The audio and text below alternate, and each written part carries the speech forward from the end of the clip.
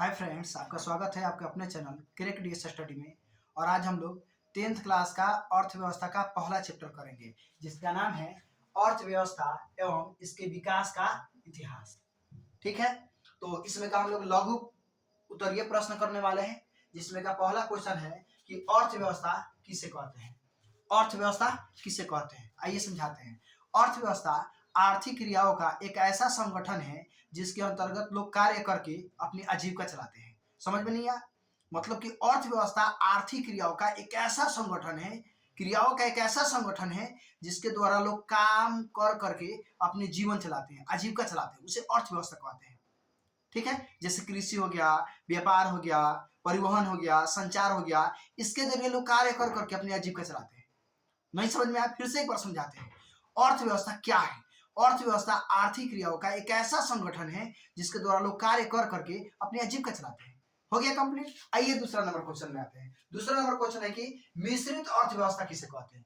मिश्रित अर्थव्यवस्था किसे कहते हैं? तो मिश्रित अर्थव्यवस्था वह अर्थव्यवस्था है जहां के उत्पादन के संसाधनों का स्वामित्व सरकार तथा निजी व्यक्ति के पास होता है। मतलब कहीं भी उत्पादन हो रहा है संसाधन का, उस पर डायरेक्ट हक केकर होता है, सरकार के, न तो निजी व्यक्ति के पास होता है।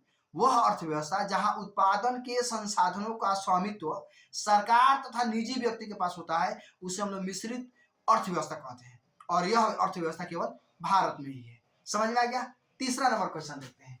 तीसरा नंबर क्वेश्चन है कि सतत विकास क्या है।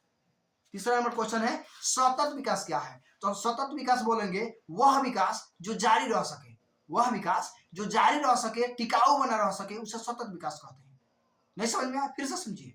वैसा विकास जो जारी रह सके, टिकाऊ बना रह सके, उसे सतत विकास कहते हैं। सतत विकास में न केवल वर्तमान पीढ़ी बल्कि आने वाली पीढ़ी को भी ध्यान में रखा जाता है।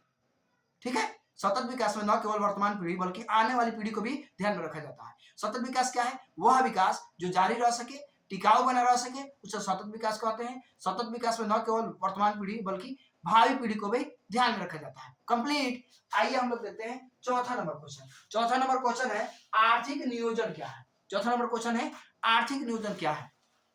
तो राष्ट्र के प्राथमिकताओं के अनुसार, राष्ट्र के प्राथमिकताओं के अनुसार देश के संसाधनों का विभिन्न विकासात्मक क्रियाओं में प्रयोग करना है।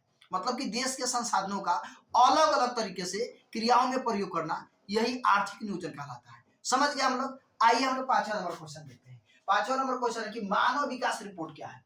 मानव विकास रिपोर्ट क्या है? तो मानव विकास रिपोर्ट यूएनडीपी के द्वारा, किसके द्वारा? यूएनडीपी के द्वारा तैयार किया गया एक ऐसा रिपोर्ट है जिसमें विभिन्न देशों की तुलना, लोगों के शैक्षिक स्तर, स्वास्थ्य एवं प्रति व्यक्ति आय के आधार पर किया जाता है। और भारत में मानव विकास रिपोर्ट 1 अप्रैल 2002 में जारी किया गया था। ये भी कंप्लीट। हम लोग का लास्टिंग क्वेश्चन है कि आधारिक संरचना पर प्रकाश डालें। आधारिक संरचना पर प्रकाश डालें। आधारिक संरचना का मतलब उन सुविधाओं तथा सेवाओं से है जो देश के आर्थिक विकास में सहायक होते हैं। आधारिक संरचना का मतलब उन सुविधाओं तथा सेवाओं से है जो देश के आर्थिक विकास में सहायक होते हैं, जैसे बिजली हो गया, परिवहन हो गया, संचार हो गया, इत्यादि। तो आज हम लोग पहले चैप्टर का पूरा क्वेश्चन का आंसर कंप्लीट कर लिए हैं। अगले वीडियो में दूसरे चैप्टर का भी क्वेश्चन आंसर कंप्लीट जरूर करवाएंगे। ओके।